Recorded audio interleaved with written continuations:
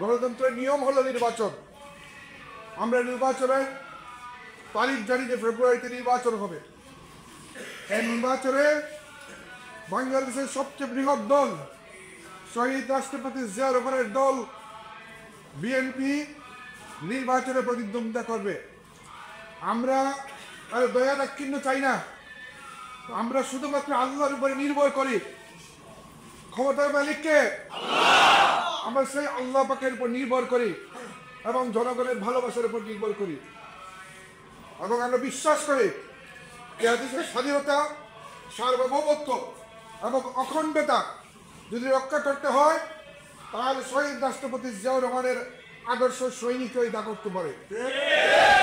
আমরা বাংলাদেশের মানুষ, আমাদের গর্ব আমাদের পতাকা, আমাদের গর্ব আমাদের স্বাধীনতা, আমাদের গর্ব আমাদের বিপ্লব।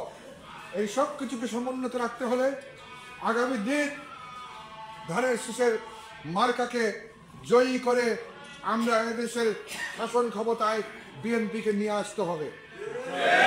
আর যদি তা না করতে পারি তাহলে মনে রাখবেন ফ্যাসিবাদী শক্তি এবং ভারতীয় আধিপত্যবাদ আমার বাংলাদেশের বুকে মাথা চাড়া দিয়ে উঠবে।